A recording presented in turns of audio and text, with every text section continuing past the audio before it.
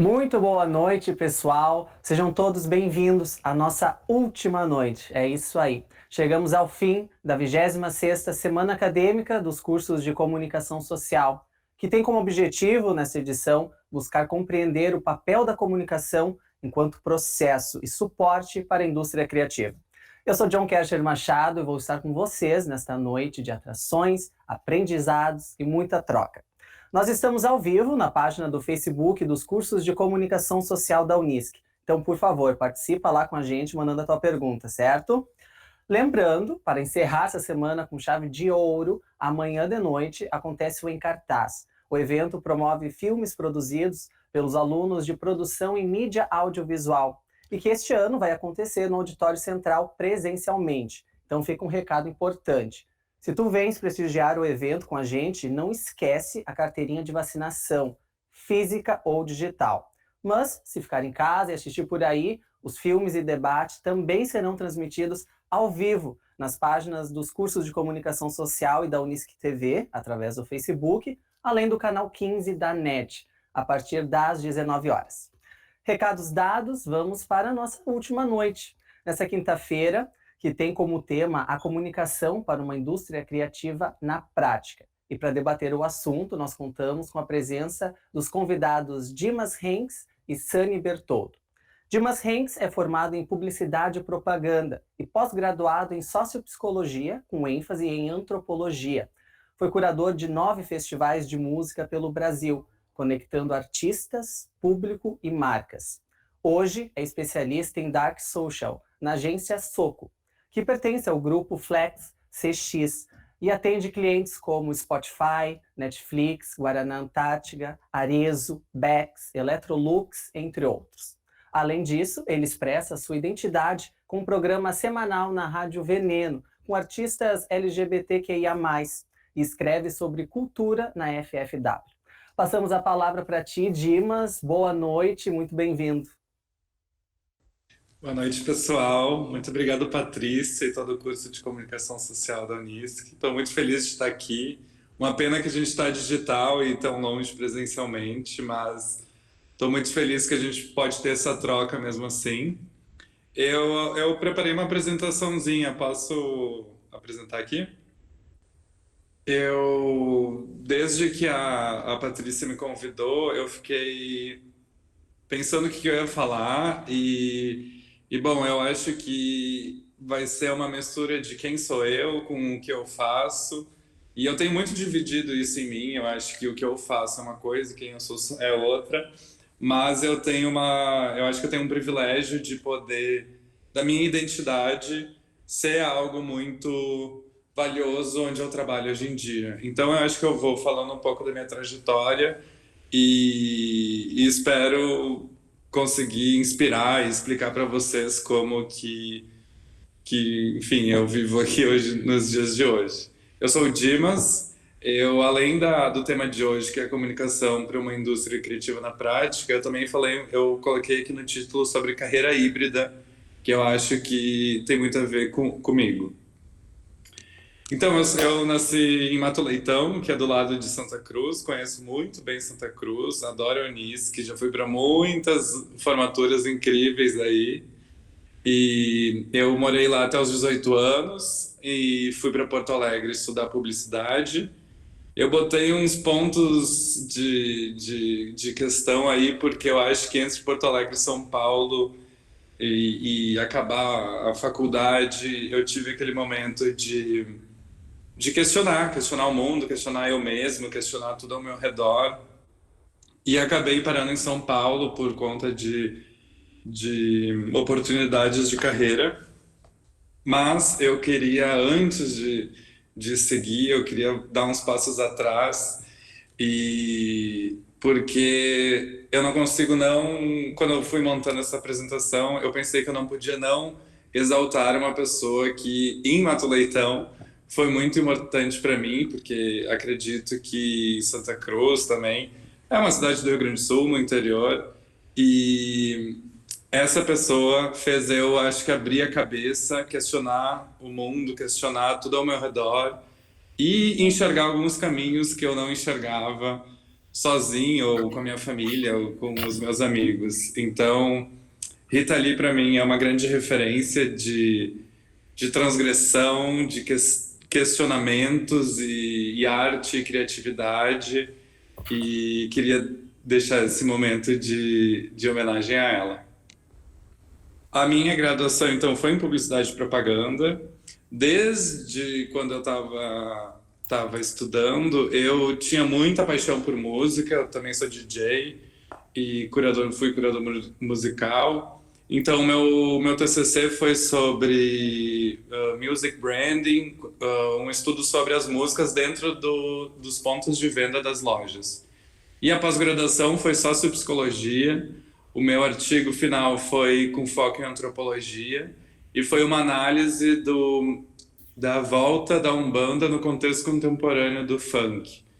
E, enfim, eu acho que a música me proporcionou sair um pouco só da publicidade, só da antropologia e me tornar mais criativo nessas horas de escrever algo ou falar sobre algo.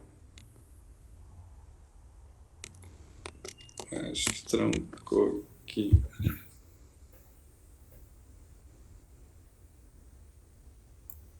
A minha timeline, então, é essa. Eu vou explicar um pouco de cada uma para... Também não quero ficar falando só disso, eu vou dar um geral para vocês, para a gente entender como que eu cheguei aqui e o que eu faço hoje em dia.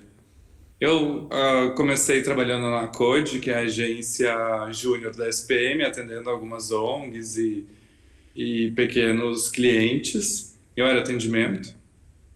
Mas em 2013 eu fiz uma coisa que me orgulho muito, que foi criar uma festa em Porto Alegre com os meus amigos.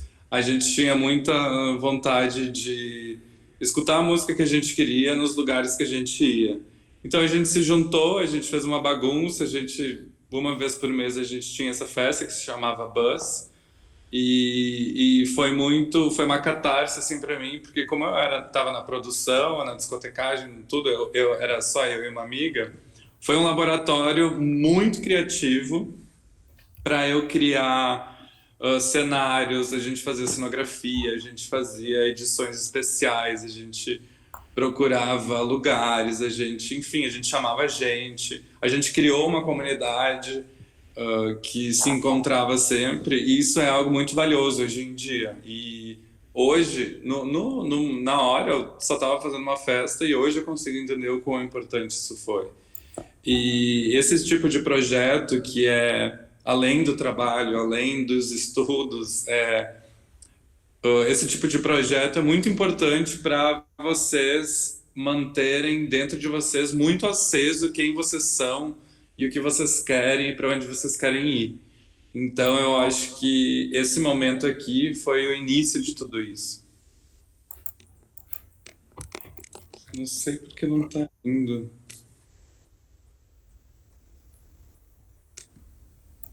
Depois eu fui para Slash, que é uma empresa que a Void, Complex Skate Park, Club M88 pertencem. Aqui eu fui contratado aqui nesse lugar justamente por causa da festa Buzz que eu fazia.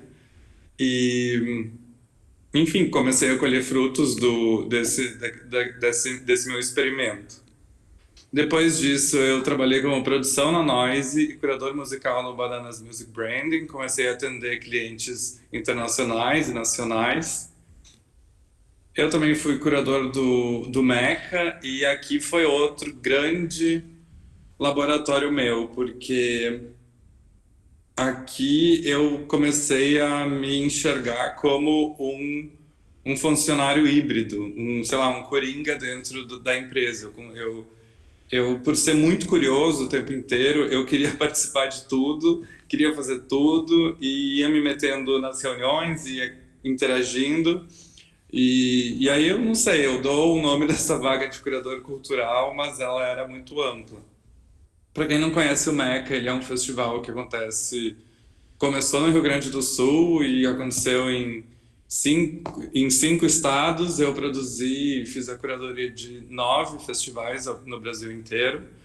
E aqui foi muito importante ver Porque como eu estava trabalhando num festival de música que literalmente tem um palco, e eu literalmente escolhia pessoas para terem voz num palco, é um trabalho muito que exige um olhar muito empático e porque eu comecei a perceber que não era só venda de ingresso que a gente devia pensar. Não era só no lucro. A gente devia pensar no contexto social do Brasil, no contexto político do Brasil. Quem são as vozes do Brasil que vão cantar nesse festival? Então, era um trabalho muito gratificante, porque num mesmo festival a gente conseguiu colocar Elza Soares, Linda Quebrada, DJs do Brasil, artistas visuais e reunindo gente nova, gente velha. E essa celebração de tudo isso era muito linda, porque a gente, apesar de muita coisa que acontece no Brasil inteiro, a gente lembrava o que é o nosso Brasil. E eu estar construindo essa narrativa nessa empresa era espetacular, porque eu tinha um time incrível que confiava em mim. A gente, claro que eu não era a única pessoa que fazia tudo, né? A gente era um time não muito grande, acho que 12 pessoas fazia tudo isso. E, enfim, para mim, eu acho que esse momento aqui, entre 2018 e 2020, foi uma chave que virou na minha cabeça para entender tudo isso e, e me levar a sério nas coisas que eu faço, sabe? Porque eu comecei a ver que não era só uma festa, não era só um festival, era muito mais do que isso. E quando a gente coloca uma pessoa num palco para falar, quando a gente dá voz para uma pessoa, ela atinge muitas outras. Essas pessoas que são atingidas é o público, e o público tem que sair de um festival, ou de uma festa, ou de uma conversa como essa, tocado de alguma maneira. Então, foi incrível. Eu, em 2020, acabei pedindo demissão depois de um tempo trabalhando, porque trabalhar em festival, para quem tem um pouquinho de ansiedade, é muito intenso. Então, eu comecei a pensar que eu queria dar um tempo nisso, e eu não sabia que estava vindo Covid. Eu me demiti em janeiro de 2020. E em fevereiro ou março eu já consegui um emprego numa agência. Mas sinto muitas saudades e tô doido para fazer ou criar e festejar no festival de novo. Então veio 2020, né? Esse ano que fez a gente parar, olhar para dentro até não aguentar mais. Aqui em São Paulo foi muito intenso a questão do Covid. Eu, eu e meu namorado, a gente começou a morar junto por causa disso. Enfim, como aqui em São Paulo é muito grande, a gente teve que ficar extremamente fechados dentro de casa por muito tempo. Então, eu acho que teve toda essa questão psicológica, teve a questão social, enfim, todas que a gente já conhece, mas foi um momento que eu comecei de novo a questionar muita coisa em mim e questionar o que eu estava fazendo, se eu estava no caminho certo. E comecei a ficar meio triste também por causa da agência que eu estava, não estava muito acreditando naquilo. E por isso. De novo. Por isso eu trabalho na Soco, né? Como Dark Social e faço estratégia também. Esses são alguns clientes que a gente atende lá. E só antes de eu continuar o que eu estava falando, acho que eu vou explicar um pouco o que é Dark Social. Eu trouxe aqui dois exemplos mais práticos. Um deles é o Uber, que em 2000, não lembro quando, a Paula Fernandes lançou a música Shallow Now, e ela canta Juntos e Shallow Now. Então a gente mudou o Juntos do Uber, que é uma opção de tu dividir o Uber com as pessoas, para Shallow Now. E isso, organicamente, as próprias pessoas tiravam print e postavam em todos os lugares, porque é engraçado e é uma forma de meme, é uma nova forma de comunicação que a agência Soco que eu tô, ela é especializada. E um exemplo mais recente foi que eu tive o grande prazer de fazer uma ação que a gente pediu para o Cauã Raymond tirar uma foto sem camiseta. A gente teve que aprovar essa foto para a namorada dele falar que ele tá tão lindo que parece a nova Electrolux, que era o cliente na época. E também virou print aqui, as pessoas começaram a se enviar. E Dark Social basicamente é criar ah, esses assets que vão viralizar sem a gente precisar colocar uma mídia em cima disso. A gente acredita no próprio potencial das comunidades da internet. Enfim, a pandemia me trouxe todas essas questões que eu tinha que lidar comigo mesmo. E a Veneno, que é a rádio, ela fica aqui em São Paulo e tem programação 24 horas por dia, me chamava sempre para eu ter um programa e eu não sabia o que, não sabia como, não sabia como ia fazer. Até que no meio da pandemia veio o nome Bum Bum, que veio, começou muito numa brincadeira de falar, ai, que saudade de rebolar o bumbum nas festas, coisas assim. E eu falei, nossa, Bum Bum é um ótimo nome. E aí eu criei então o programa Bum Bum, que a gente é toda quinta às 19 horas, inclusive tá rolando agora, não estou acompanhando. Mas eu convido toda semana um artista LGBTQIAP+, do Brasil para mostrar a pesquisa musical. São DJs que gravam sets, às vezes quando é DJ de fora de São Paulo, eles me enviam, às vezes eles vêm aqui, a gente grava ao vivo. E eu digo que isso foi assim o que me salvou, assim, que salvou minha cabeça nesse tempo todo. E isso nasceu muito daquela ideia que eu tinha do Meca, quando eu era o curador do festival. Eu conheci muitas pessoas no Brasil inteiro que eu queria não só dar palco, mas registrar algo dessas pessoas em algum lugar. E eu encontrei essa plataforma que eu consigo, porque todos os sites ficam gravados, algumas pessoas eu faço entrevista também. E são pessoas, nomes e vozes que eu queria amplificar e continuar amplificando. E sou muito grato por conseguir fazer isso. E, enfim, espero que vocês escutem algum dia, é bem divertido. É mais música eletrônica, mas eu aprendi que é muito divertido ver as cores, eu acho que transmitem isso, que dentro da comunidade existe muita diversidade. Então, é um, é um estudo muito interessante para ouvir, para ver, para conhecer. E além disso, eu escrevo sobre música, que eu amo música. Eu acho que essa newsletter, que se chama Música em Casa, acabou se tornando meio que um diário, assim, um diário que eu fui escrevendo sobre música, como eu me sinto, para indicar para as outras pessoas, porque eu acredito que indicar música para um amigo ou para qualquer pessoa é um gesto de afeto. Então, essa newsletter é muito sobre músicas afetuosas, músicas para escutar em casa, música para escutar sozinho, com amigos, enfim. Mas também começou no meio da pandemia e eu senti necessidade de enviar música para as pessoas. Então, continuo com esse projeto muito importante. E eu também sou colaborador da FFW. Aqui são três textos que eu escrevi, um sobre surrealismo, uma entrevista com a Linda Quebrada e uma entrevista com o Pablo Vittar. E FFW, para quem não conhece, é um portal de moda, imagem e... Enfim, eu acho que hoje o mundo se traduz muito em imagens, né? A gente vive no Instagram, no TikTok, e escrever e captar o zeitgeist de tudo que está rolando no mundo e colocar num texto para as pessoas lerem também é algo que me faz muito bem.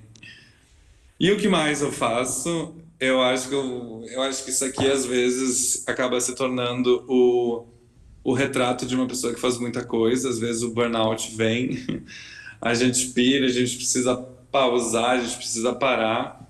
E por mais que eu amo ser essa pessoa curiosa, híbrida e coringa para todo mundo, para todas as empresas e querer fazer muita coisa, eu não acho que é uma carreira muito saudável, assim. Eu acho que nesses tempos neoliberais a gente quer ser tudo ao mesmo tempo e o mercado exige tudo, e a gente tem que ser tudo, a gente tem que ser blogueiro, a gente tem que ser diretor de arte, a gente tem que ser redator. Não, eu não acho que é assim. Eu tenho muitas críticas a, ao, ao, a essa maneira que eu trabalho hoje em dia. Eu acho que eu sou assim, eu trabalho assim porque a minha personalidade vai atrás disso, mas eu também acho que ninguém deve ficar ansioso na hora de escolher a carreira que vai fazer dentro de comunicação social, porque são muitos caminhos que vocês têm. E se vocês focarem em um, sejam incríveis nesse, mas eu acho que há três palavras-chave que eu quero trazer para vocês é conexão, oportunidades e diferença.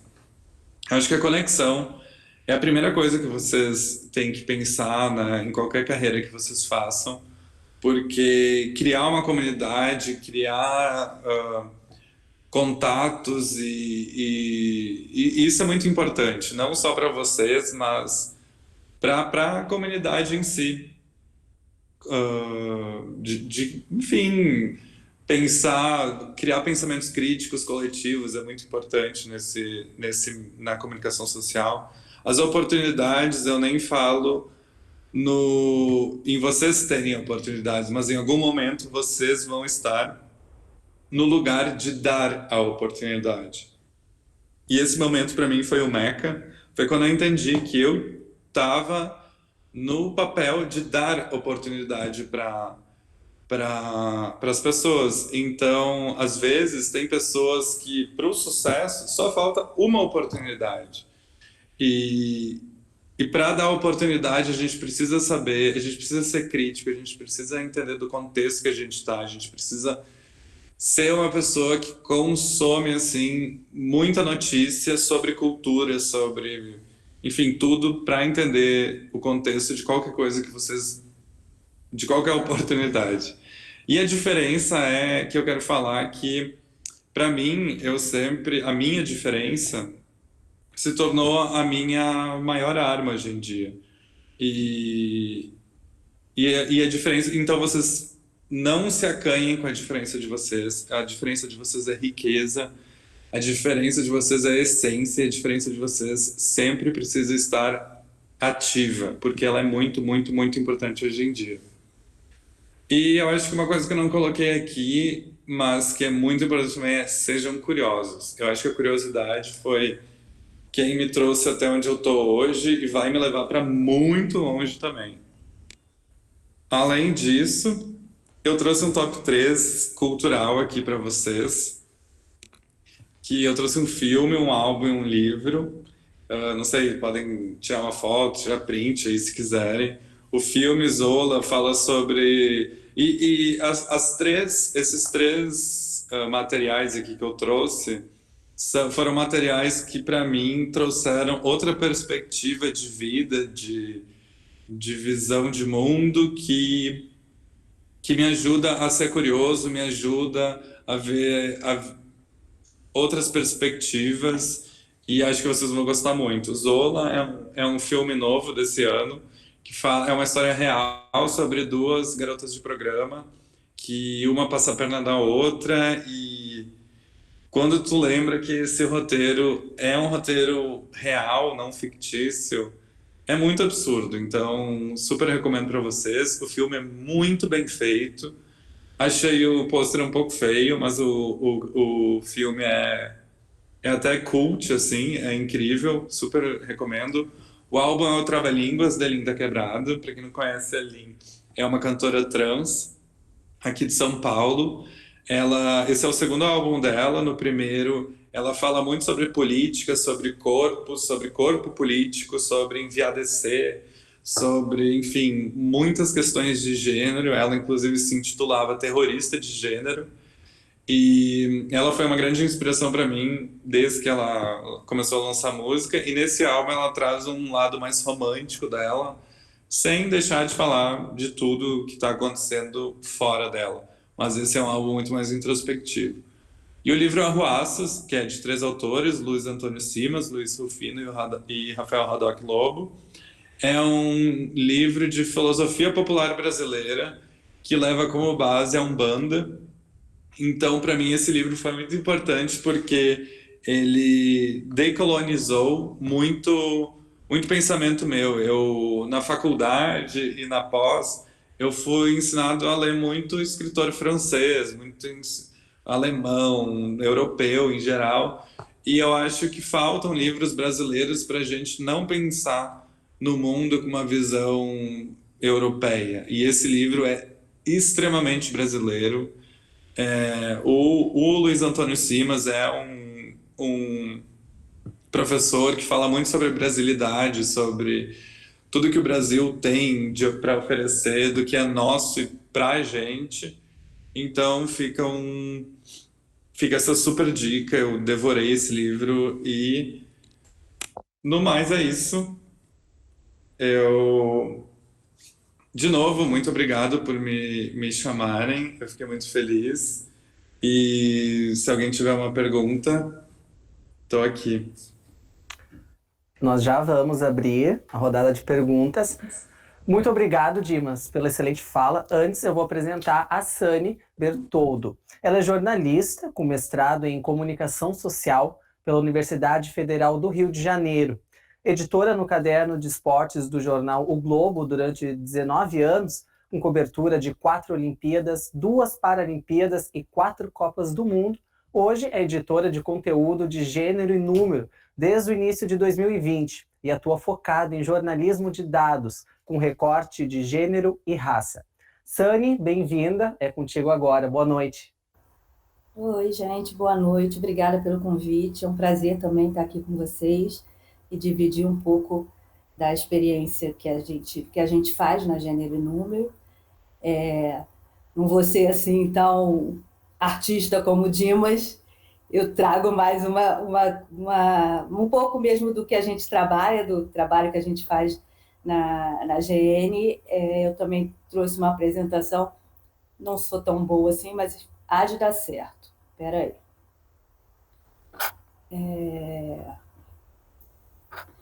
E aí, a ideia é meio mostrar um pouco do que a gente faz e como o jornalismo de dados ele se enquadra hoje nessa perspectiva que a gente tem. Vocês estão vendo? Ah, tá aqui carregando, né? Foi. Ótimo.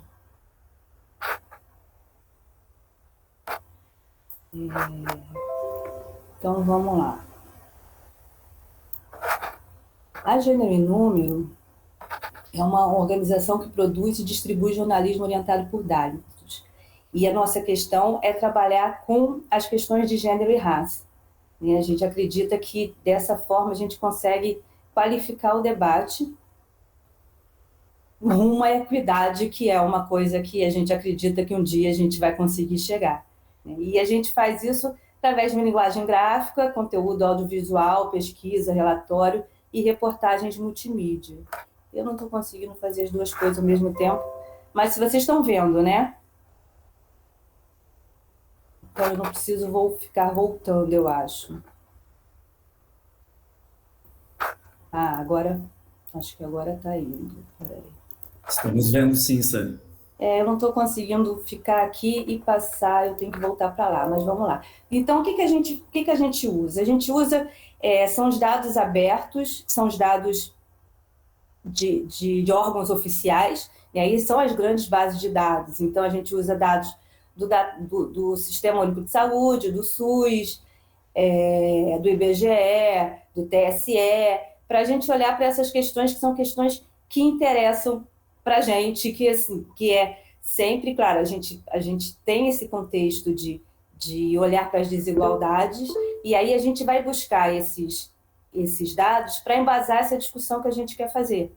né? Então, assim, essas bases que eu cito aqui, quando eu falo dados abertos, na verdade, são umas grandes bases que, em tese, todo mundo consegue acessar, né? Assim, elas são, na maior parte do tempo, e na maior parte das vezes, elas são abertas, o que significa que todo mundo consegue chegar ali, só que, sim, são dados muito complexos na maior parte do tempo, né? E quando você quer fazer recortes, que é o nosso caso, assim, a gente vai para o que a gente chama de microdados, então a gente precisa ter um outro tipo de, de, de conhecimento mesmo, de ferramentas para a gente acessar esses dados, né? Então a gente trabalha com recorte de gênero, com recorte de raça, com recorte de território. Tudo isso, muitas vezes, a gente não consegue no primeiro momento. Então, são bases que são abertas, acessíveis, em tese, a todos, mas que você precisa ter um conhecimento para trabalhar com eles, né? E eles servem para isso, para dar esse contexto que a gente quer trazer para as nossas reportagens, né? A gente tem esse cuidado de trabalhar com dados oficiais sempre, e aí são dados oficiais de órgãos oficiais, mas também de instituto de pesquisa, de universidades, né? Então, assim, a gente não consegue... Algumas vezes a gente produz dados, mas aí isso é uma coisa quando a gente vai para campo, mas na maior parte das vezes a gente trabalha com esses dados que já existem, com esse olhar de diversidade e com o nosso conteúdo sempre aberto e gratuito. E também as nossas bases de dados. Então, assim, todas as matérias que a gente tem, que a gente trabalha, tem lá um link para você entrar na base de dados que a gente usou. Eu acho que eu vou primeiro mostrar para vocês.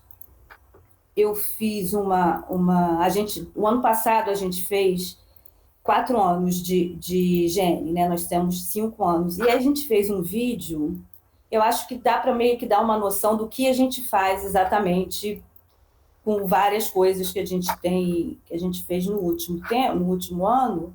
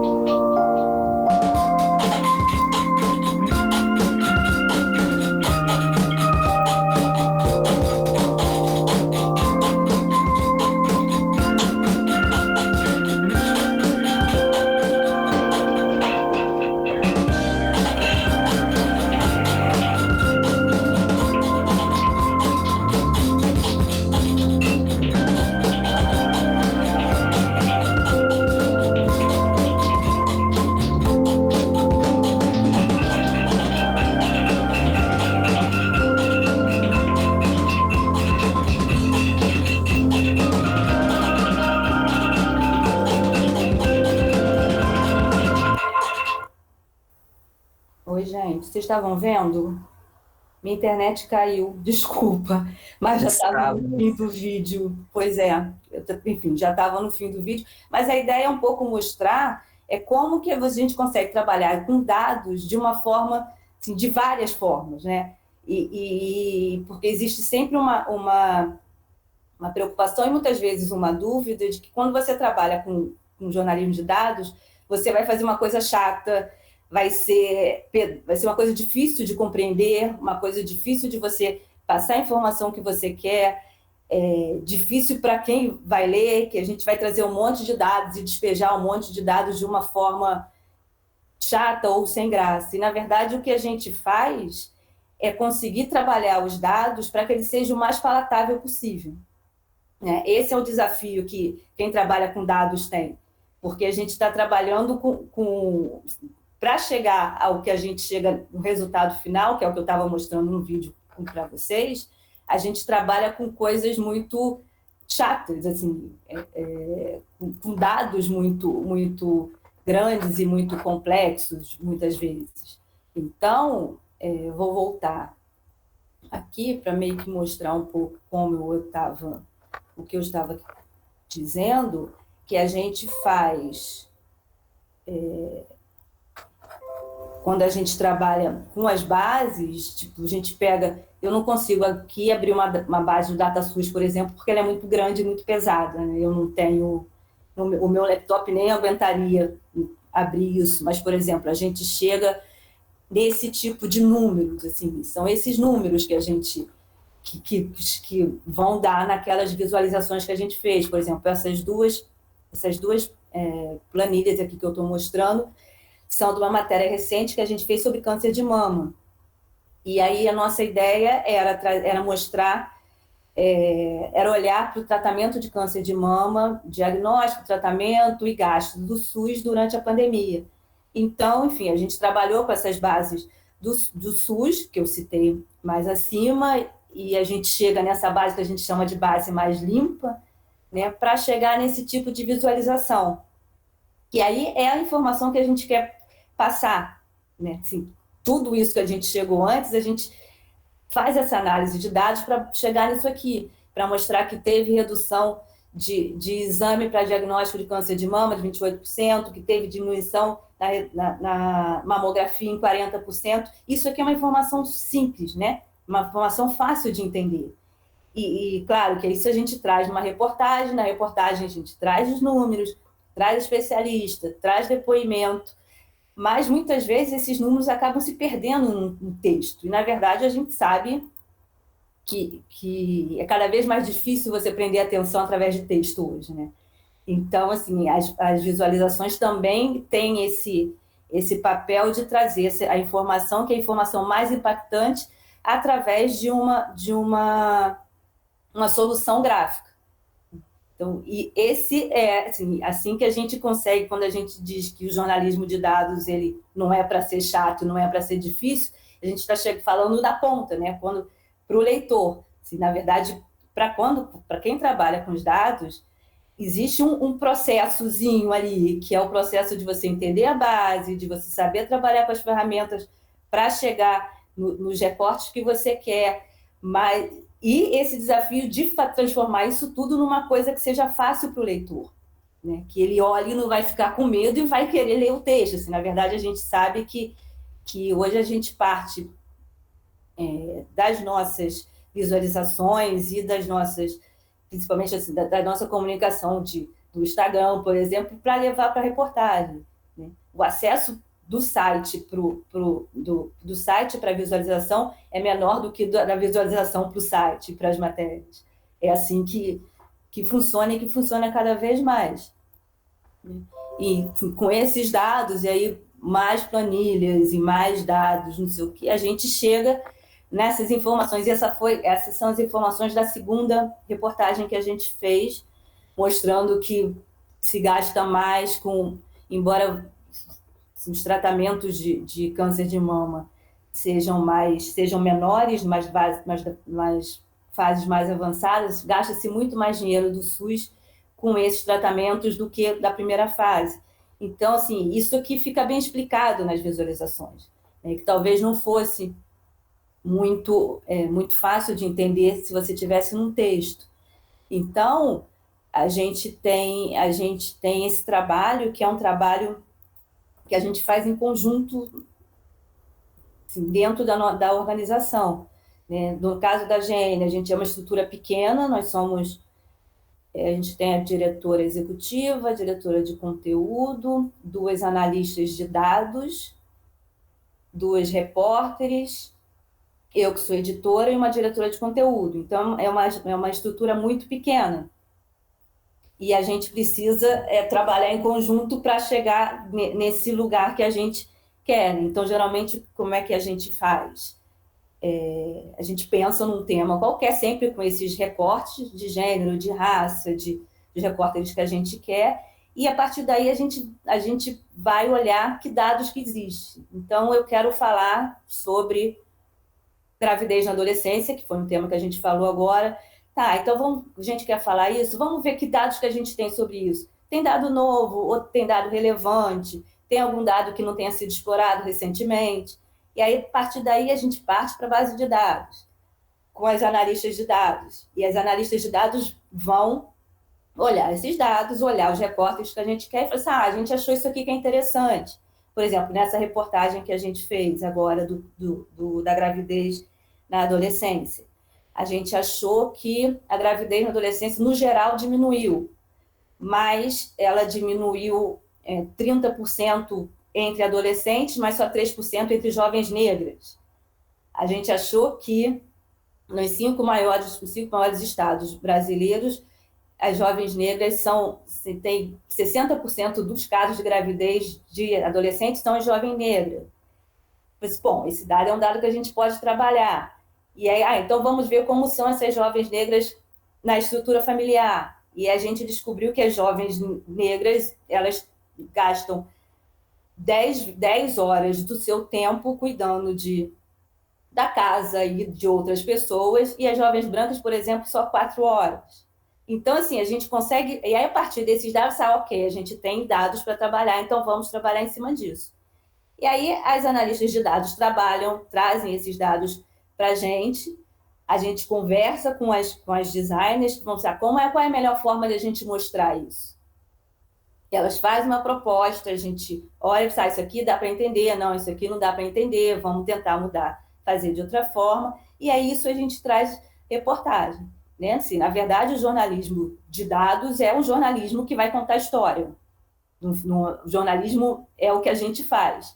A diferença é que, como a gente traz, quando você se propõe a trazer os dados, a gente está trazendo um novo elemento para a discussão. Né? Ainda mais nesse caso de quando a gente faz um jornalismo que ainda é um jornalismo de nicho. Né? Se a gente falar de mulher e negro, mulher é a maior parte da população, negro é a maior parte da população, mas a gente ainda está falando de nicho quando a gente fala de política pública para mulher, de política pública para negro, né? Quando a gente fala que a gente precisa ter diversidade, a gente vai mostrar quais são as políticas públicas para a população LGBTQIA+, por exemplo, a gente vai olhar e vai dizer, não tem. Mas não tem por quê? Porque você vai nos dados e vê que não tem. Então, quando a gente... deixa eu só mostrar isso aqui que eu estava falando da gravidez da adolescência, como a gente resolveu. Então, assim, a gente trouxe uma visualização super simples, mais fácil de entender. Né?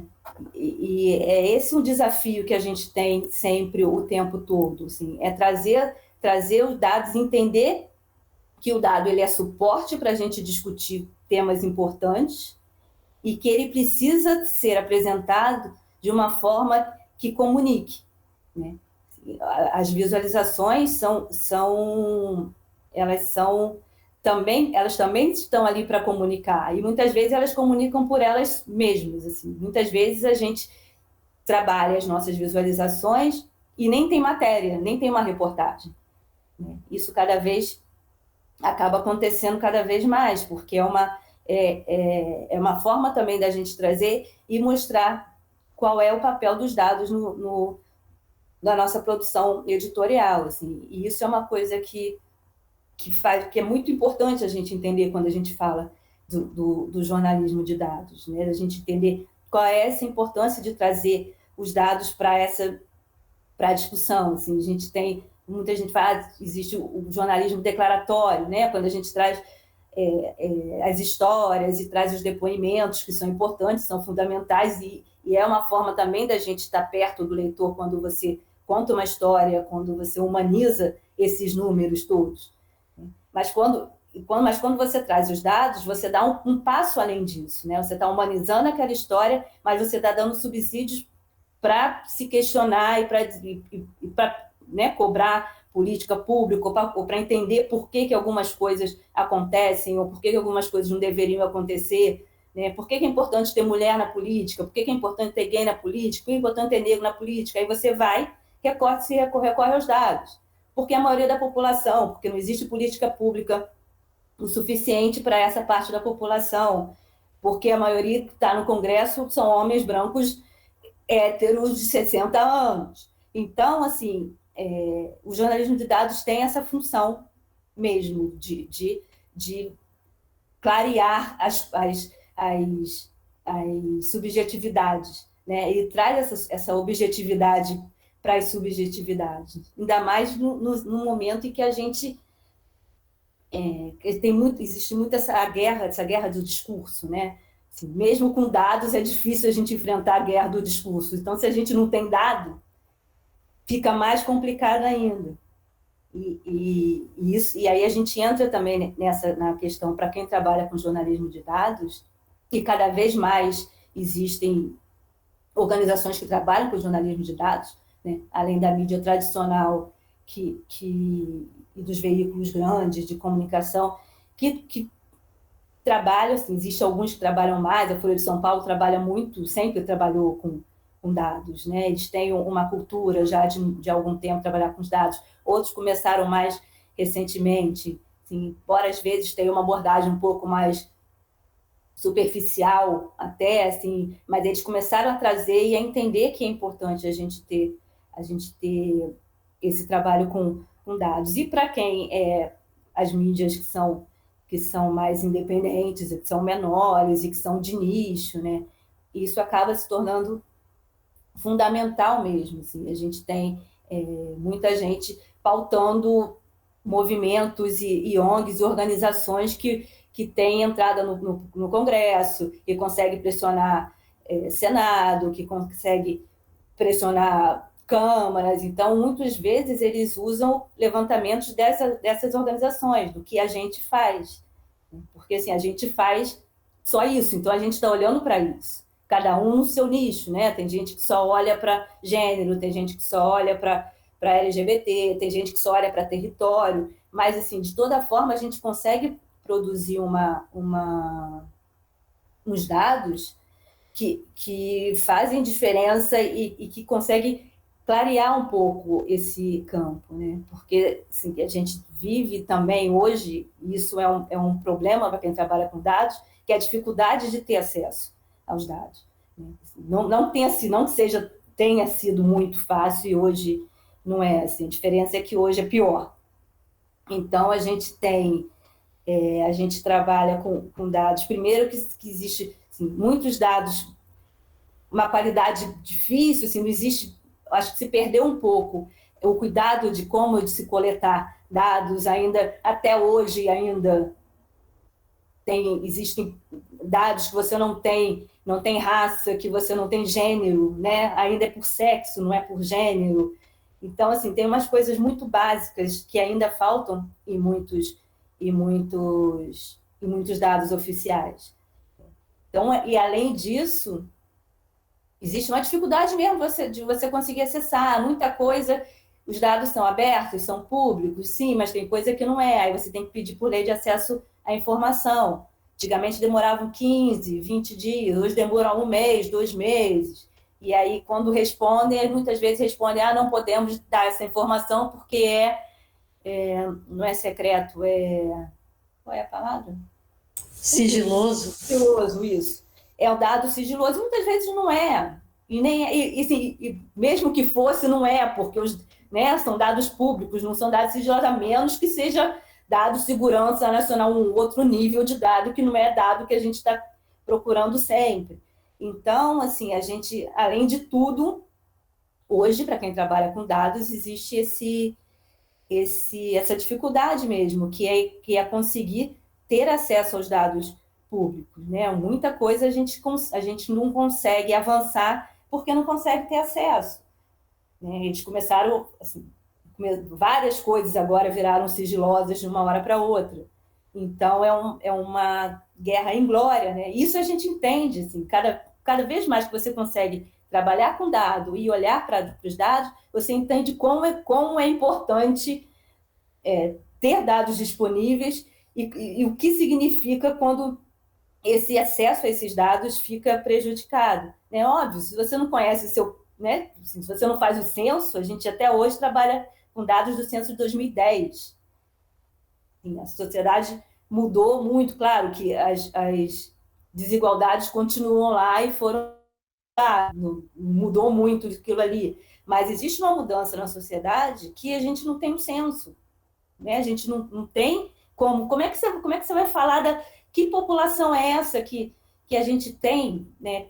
Quantas pessoas estão na pobreza, abaixo do nível da pobreza? Quantas pessoas vivem em favelas? Quantas pessoas não vivem? Quem é de baixa renda, quem não é? Como é que são as famílias hoje? A gente não consegue dizer. Então, assim, como é que você pensa política pública? Como é que você cobra política pública se você não tem os dados? Então, na verdade, é um desafio muito grande, assim, para a gente que trabalha com dados e para qualquer um. E aí tem muitas organizações que monitoram os dados públicos, os dados do governo também, para tentar, né, pautar alguma coisa ou fazer pressão, assim. Então, enfim, assim, desse jeito a gente vai tentando fazer vai tentando driblar e tentando conseguir fazer as coisas como a gente consegue, assim.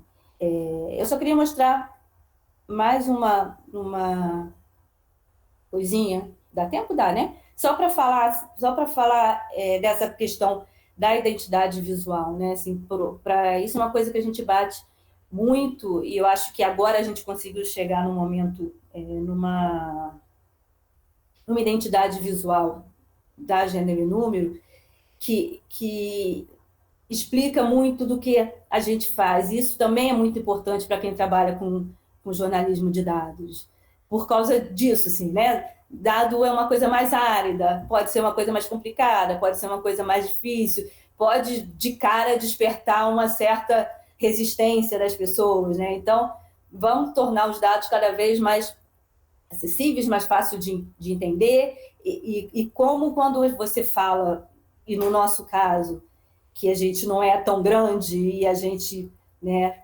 ainda a gente ainda tem ali a nossa bolha, os nossos assinantes, as pessoas que acompanham o nosso trabalho, e como é difícil furar essa bolha, né? Assim, essa é uma coisa muito complicada para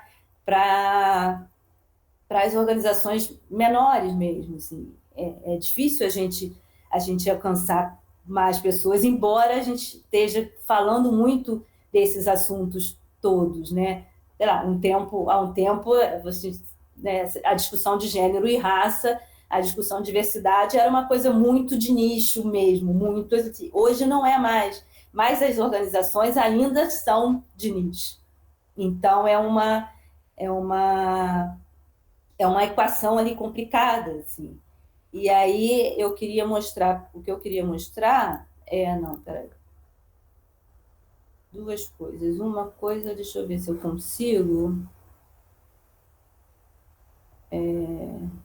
Não consigo. Então, só vou mostrar uma coisa.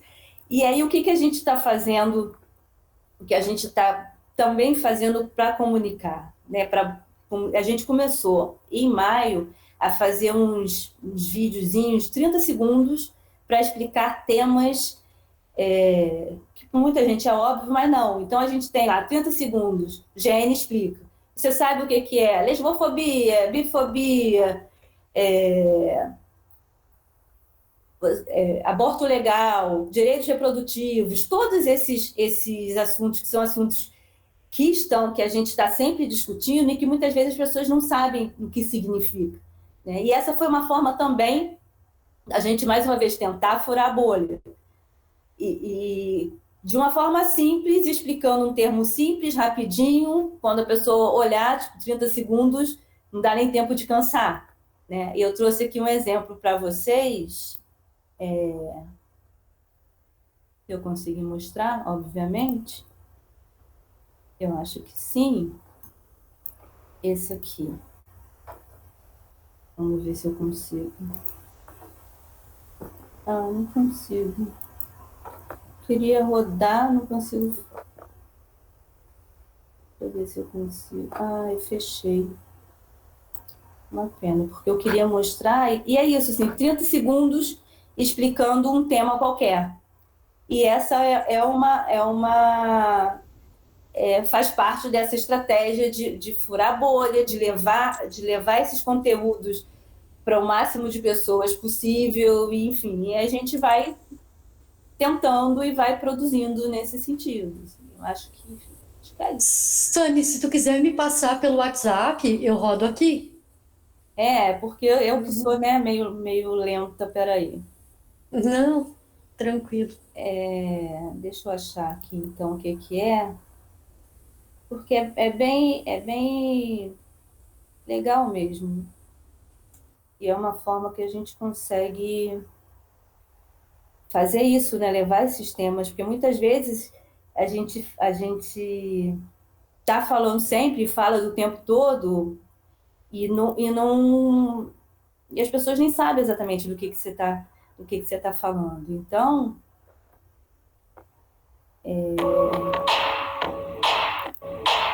Sabia que educação.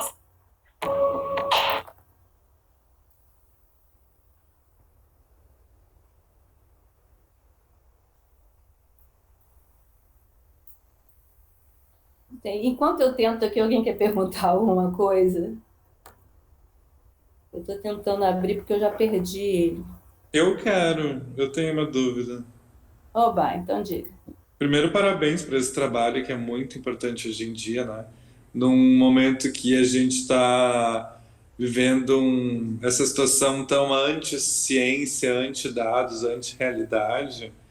Ahn, tu comentou sobre esse corte nas verbas e inclusive no IBGE. Como que eu fiquei sem entender como que fica então a pesquisa de vocês sem esse dado, né? Não, na verdade, assim, a gente consegue. Driblar isso? A gente consegue alguns dados. Existem dados que não vai rolar. Sim. Por exemplo, a gente estava fazendo um levantamento sobre a Damares. A Damares é sempre uma questão, né? Sobre políticas públicas da Damares para LGBT durante a pandemia. E aí a gente conseguiu uns dados e tal, mas a gente queria especificar algumas coisas ali que era por estado, que não estava ali, não tinha. Uhum. E aí a gente fez, porque a gente não ia deixar de fazer. Uhum. Só que a gente não fez com todos os dados que a gente queria. Sim. Então é assim que acontece. Patrícia, eu te mandei por e-mail. Sem problemas, eu abro aqui. Tá. Aí, então, assim, a gente às vezes não consegue fazer tudo que é da forma como a gente queria, às vezes, dado alguns dados, a gente realmente não consegue, mas a gente consegue outros. E às vezes a gente não consegue avançar em dado, numa reportagem que você quer fazer, você não consegue avançar porque você não consegue dado. Isso acontece também. Mas a gente vai fazendo uma coisa ou outra. Se não tiver dado, se você não consegue por lei, não está ali acessível, não consegue por lá e não tem ninguém pesquisando aquilo, a gente acaba que não faz algumas vezes. Sim. Fica no escuro, né? Pois é. E realmente o Brasil de 10 anos atrás É uma loucura. é uma loucura. Muita diferença. Em muitos ângulos, assim. Não é nem só questão de classe, é questão de gênero também, mudou Sim. muito. Sim. É É um desafio mesmo para quem trabalha com dados, né? Mas, assim, tem muita gente produzindo muita coisa. Apesar disso, estamos produzindo muitas coisas, mas é um trabalho árduo. Não, Assim. e eu acredito que a parte mais difícil do teu trabalho, então, esses dados chegarem em quem não sabe disso, né? Porque às vezes nós sabemos desses dados, a gente sabe que Brasil é esse, a gente vê o Brasil, a gente lê o Brasil, mas eu acho que a dificuldade é chegar naquela pessoa que não enxerga, né? E por isso que a gente tenta fazer isso, furar a bolha. No nosso caso, por exemplo, é muito difícil. No nosso caso, por exemplo, que a gente consegue, para ter mais alcance, muitas vezes a gente tem parceria com o UOL.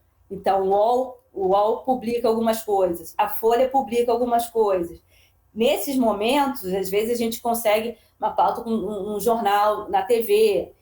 Sim, às vezes os nossos dados, por exemplo, a Flávia Oliveira, né, que é uma jornalista que fala muito fala de economia, mas fala muito de gênero, de raça.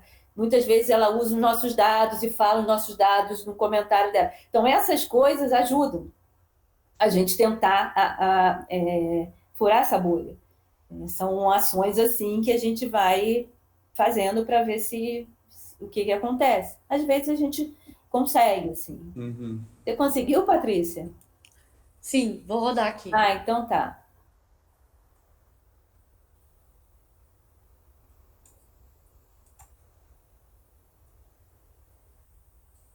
Tá ok?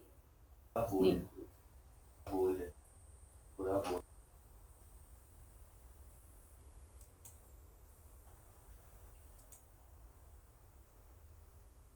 Ah, tá sem áudio. Eu acho que tem que tirar o fone de ouvido para o áudio aparecer pra gente.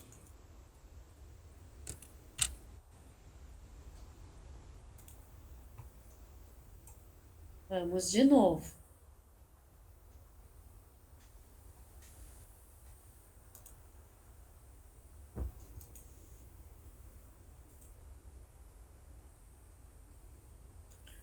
Vou ter que abrir de novo.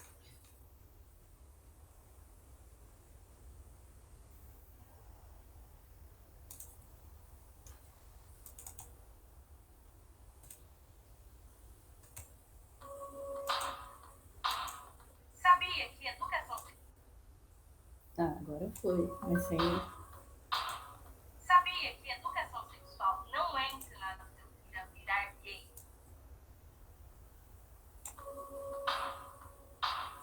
Sabia que educação sexual não é ensinada ao seu filho a virar gay ou a sua filha a se masturbar?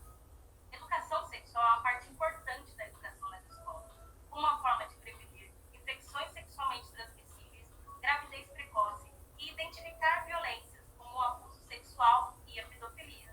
Além de, é claro, promover a diversidade e o combate ao preconceito. Obrigada, Patrícia. Então, assim, é super rapidinho, super simplesinho, e a gente vai falando desses temas, assim. E aí, isso a gente usa no Instagram e no TikTok. Então, e assim vamos indo, né? Vamos tentando chegar a mais gente. Tá certo. Muito obrigado pela tua participação, Sani. Eu abro agora, então, a rodada de perguntas. E eu começo com uma para o Dimas. O pessoal pede para te comentar um pouco mais sobre a tua experiência com Dark Social e dar outros exemplos de ações que tu realizou. Bom, é um desafio explicar isso ainda, porque é muito novo no mercado. Até a nomenclatura foi a própria Soco que criou, mas imaginei assim, existe o Open Social, que é Instagram, que é Facebook, que é Twitter, que é TikTok, que é tudo que é aberto. E tem o Dark Social, que é tudo fechado. É o WhatsApp, é o Telegram, é a DM do Instagram. Então, assim, a gente tenta criar muitos conteúdos que sejam compartilháveis.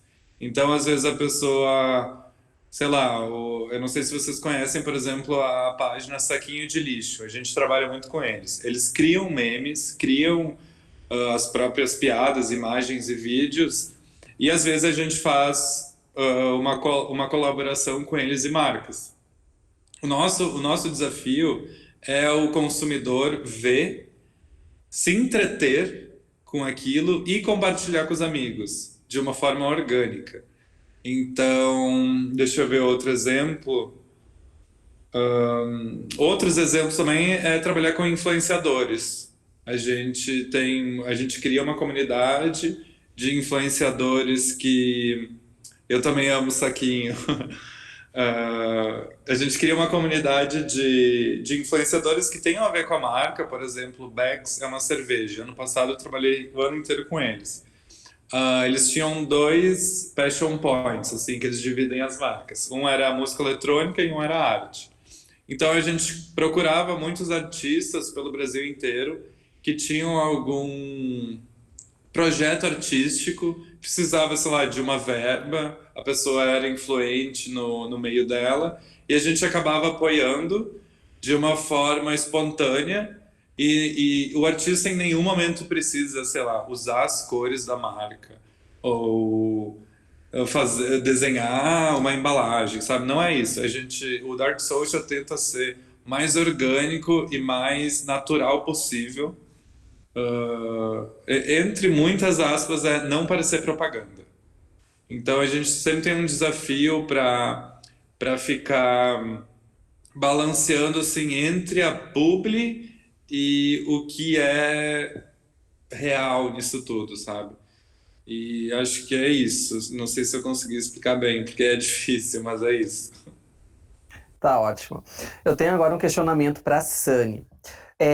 Qual o real impacto da gênero e número na área da comunicação e qual o maior desafio em extrair dados mais complexos e traduzir de uma forma fácil e criativa para o leitor?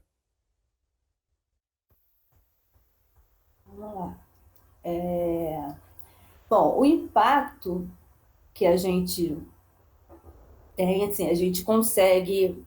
a gente já teve algumas matérias que foram matérias que acabaram sendo usadas como argumento de movimento social, de algumas ONGs em sessões do plenário, na Câmara e do Senado. Né? Assim, as nossas pesquisas muitas vezes estão na universidade, então assim, a gente tem muito feedback da universidade que usa as nossas pesquisas, que usam os nossos dados e as nossas matérias. Então, na verdade, eu acho que assim, existe esse impacto que é mais...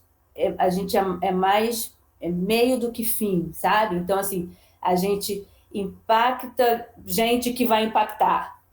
É meio isso, muito mais isso do que a gente ter uma grande repercussão, de repente, do que a gente faz. Eventualmente tem, mas menos. É mais, assim, o trabalho que a gente faz muitas vezes serve de base para outras organizações, para outros movimentos. Assim. Então, a gente tem algumas parcerias importantes com a ONU Mulheres, com a Action Aid, que trabalha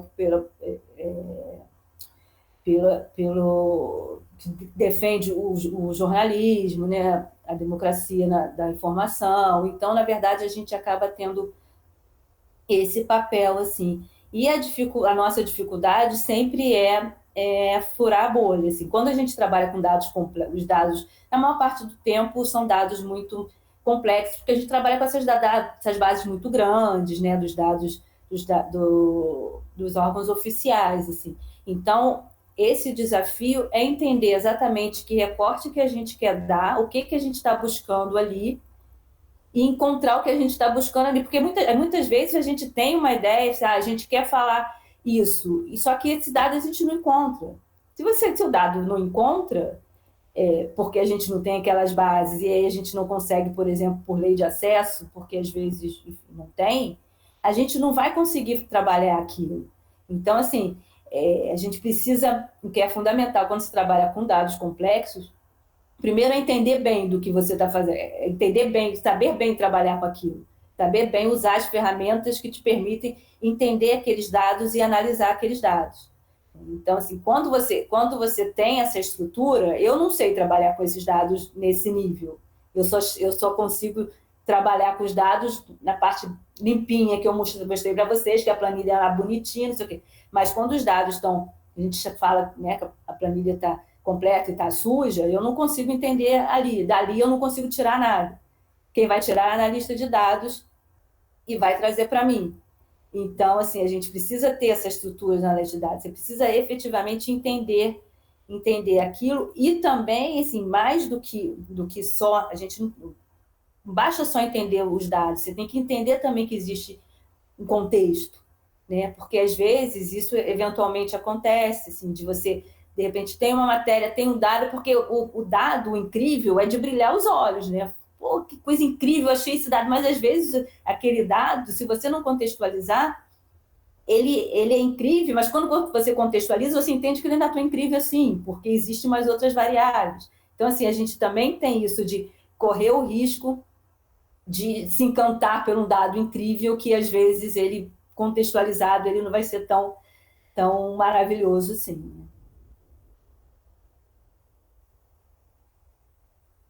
Certo. Agora para o Dimas, ainda sobre o Dark Social. O pessoal quer saber se as estratégias do Dark Social podem ser mais eficazes do que as estratégias de uma campanha mais tradicional. Depende muito da campanha e do que vocês querem, do qual é o objetivo da campanha. Muitas campanhas que a gente faz é em parceria com outras agências que cuidam da parte tradicional, que cuidam da parte de, sei lá, desde campanha na TV até banners em sites, tudo isso tem seus objetivos. E a campanha de Dark Social acaba tendo um objetivo de... Tem vários objetivos. Eu vou dar outro exemplo. Por exemplo, a Arezzo lançou um sapato com a Bruna Marquezine. E a gente fez um trabalho muito legal com os fã-clubes dela.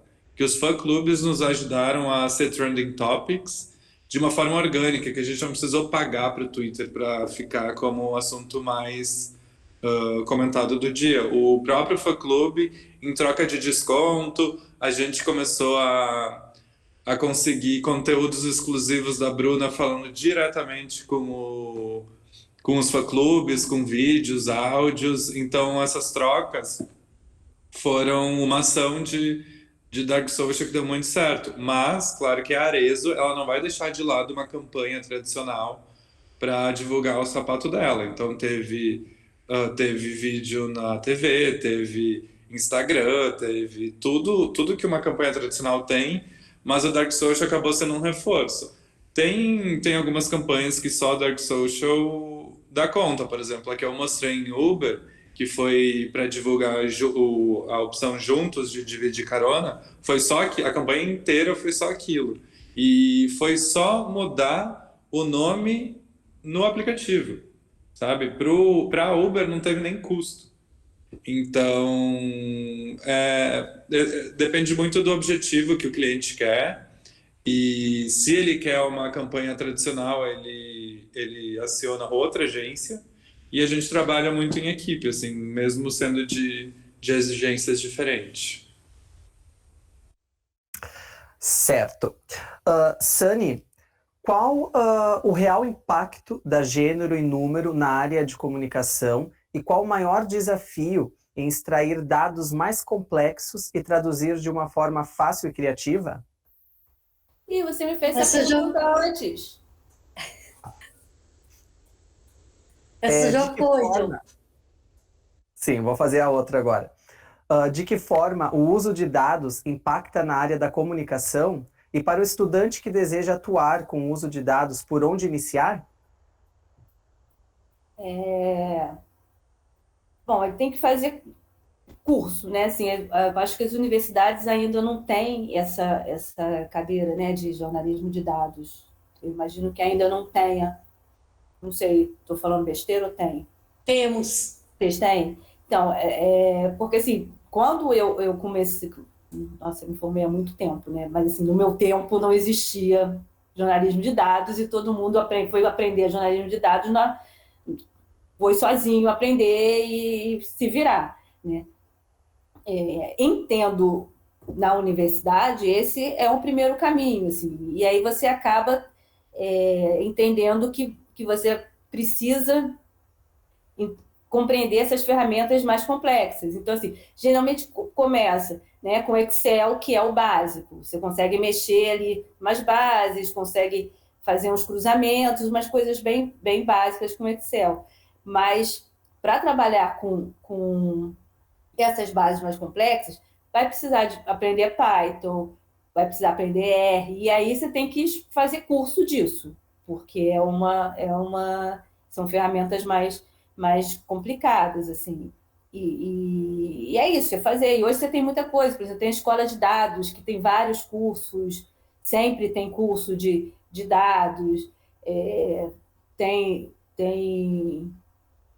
mas eu acho que a escola de dados é mais importante, assim. E esse é um caminho que eu acho que é muito para quem gostar e se interessar e quiser trabalhar com dados, é um lugar na comunicação do jornalismo que eu acho que tem um futuro aí, sabe? Mais do que porque quando a gente fala muito do jornalismo, né? Que é uma profissão que está complicada, que tem a carreira é uma carreira hoje mais instável, você não tem tantos lugares assim para trabalhar, mas o jornalismo de dados ele abre uma perspectiva para quem se interessa por ele para trabalhar em vários lugares e de várias formas. Assim. Então é um caminho muito interessante para o jornalista, porque é isso, você vai fazer jornalismo, você vai contar história e você vai, né, trabalhar com os dados.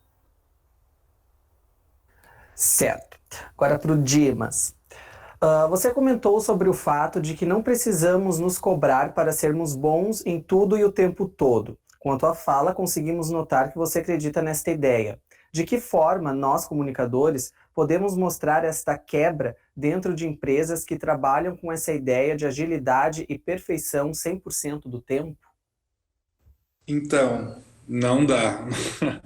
Eu acho que existem muitas empresas aqui em São Paulo, principalmente, que elas exigem tudo isso e, e é muito tóxico. Eu tenho a sorte de trabalhar numa empresa que se preocupa com isso, que fala sobre isso, as lideranças têm um assunto constante disso. Toda semana a gente recebe um formulário anônimo, enfim, várias ações que nos ajudam.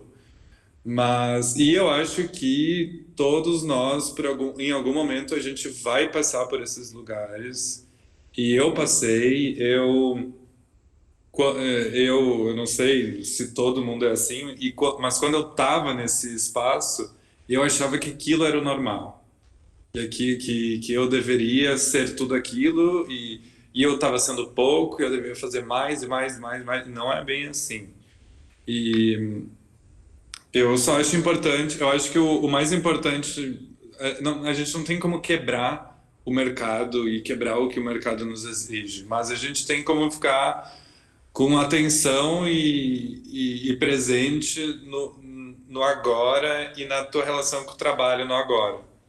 O que eu quis dizer também em não ser tudo é que a gente não precisa ser tudo, sabe? A gente pode ser um redator muito bom e um redator que vai fazer todas as redações, ou um diretor de arte que vai fazer todas as artes. Mas eu acho que o mercado, que também acho que já está mudando um pouco, eu acho que essa questão do cancelamento, de tudo isso, está chegando nas empresas também. Não são só pessoas que têm medo de serem canceladas hoje em dia. E o lado bom disso é que as empresas estão começando a mudar algumas coisas. Muito na fala da Sani enfim, tudo que ela estava falando de números agora, eu vejo que as agências estão muito preocupadas com esses números. Inclusive a Soco, que é a agência que eu estou trabalhando, ela quer criar, ela tem um objetivo de raça e gênero ser igual aos números do Brasil. E aí a principal dificuldade é que algumas coisas não tem. Então, principalmente, a gente já está com uma porcentagem, acho que 7% da agência são pessoas trans ou não binárias. E esse é um número que nos números oficiais não tem. Mas, enfim, voltando ao que eu estava. Eu acho que é muito difícil mesmo quebrar, mas o meu conselho é ficar muito com a atenção muito plena assim no ambiente que tu está trabalhando e nem sempre vai ser ótimo, nem sempre vai ser bom. Tem dias e dias e lugares que a gente não acredita muito, mas às vezes a gente precisa. Certo. E Sani, a Gênero e Número disponibiliza acesso livre às reportagens. Nesse sentido, quem são os financiadores dessa iniciativa? Bom, então, a gente tem financiamento da Ford, que é o financiador majoritário, né, vamos dizer assim, e a gente trabalha com projetos e parcerias. Então, a gente trabalha muito, por exemplo, com institutos que querem fazer pesquisa. Né? A gente fez uma pesquisa, até esqueci de comentar, foi uma pesquisa que teve muita repercussão sobre mãe solo na pandemia. A gente fez com o Instituto Iperapitanga, que mostrava que a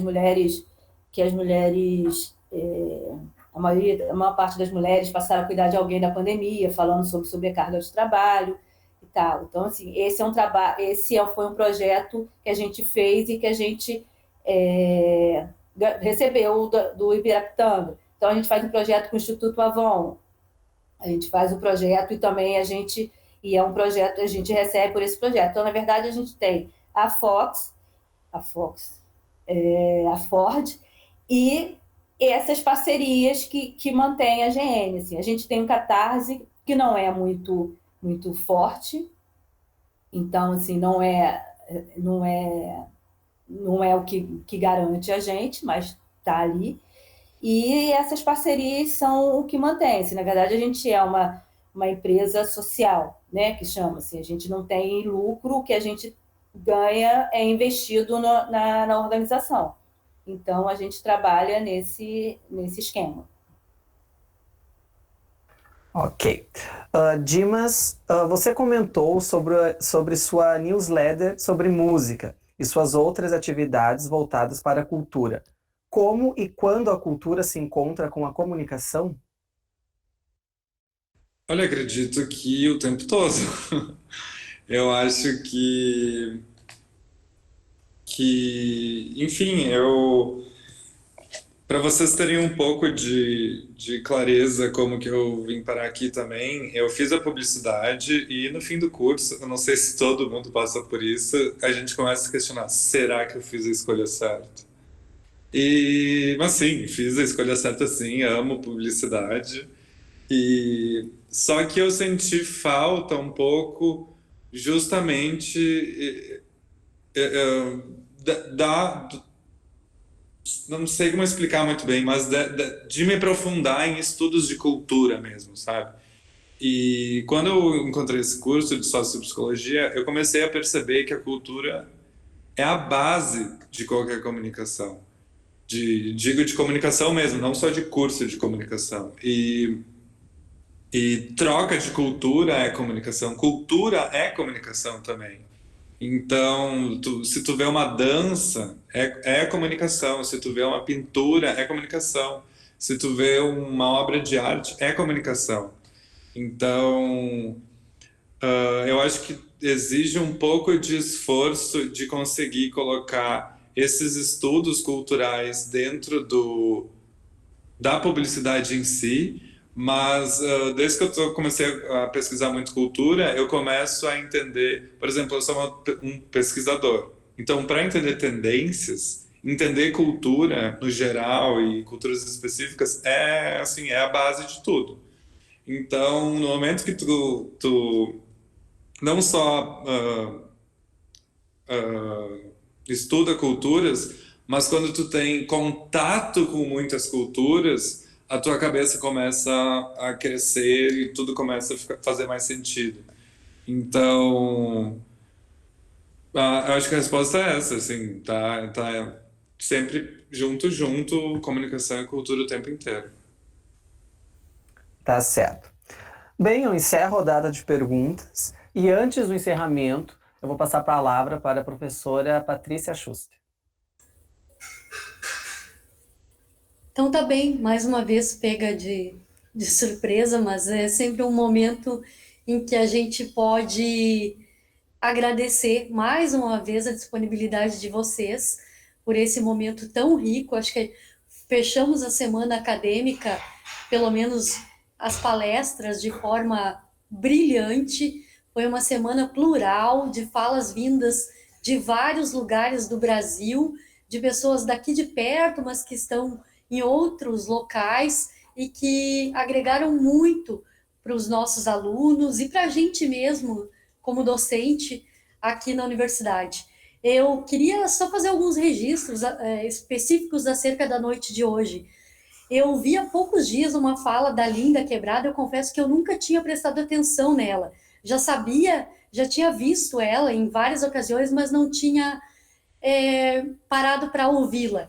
E eu anotei na minha agenda, no dia 31 de dezembro, para ficar registrado para o resto dos tempos o que ela disse.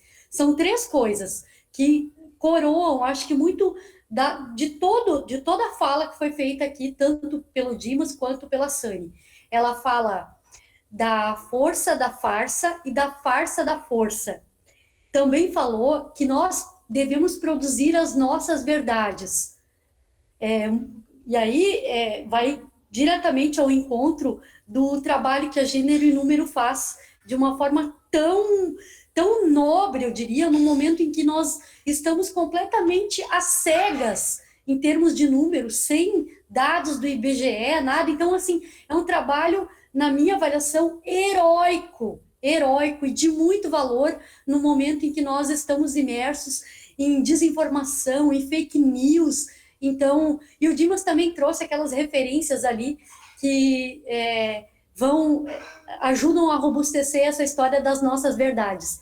E ela também fala que representatividade não basta, não é suficiente. A gente precisa de participação social. E acho que o que nós estamos fazendo aqui, inclusive com a SEACOM, de uma forma muito intuitiva, muitas mulheres, homens, LGBTs, como eu disse, ontem a gente teve uma pessoa vindo do Piauí, então, Piauí, eu brincava com ela ontem, né? A gente ouve assim, lá no Brasil, vou me repetir aqui, né?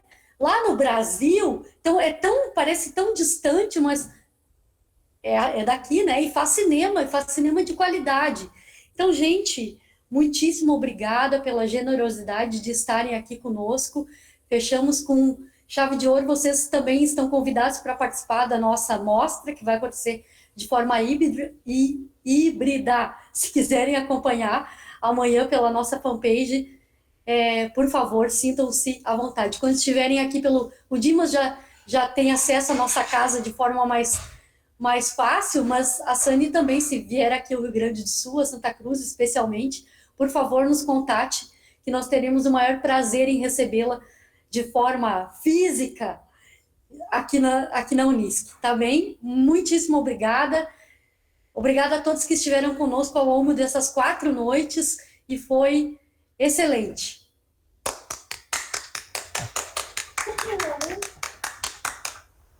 Bom, é isso aí. Então, mais uma vez, obrigado, Dimas e Sani. E, pessoal, muito obrigado por estarem conosco durante essa semana. Um agradecimento especial pela presença de cada convidado que esteve com a gente ao longo desses 4 dias.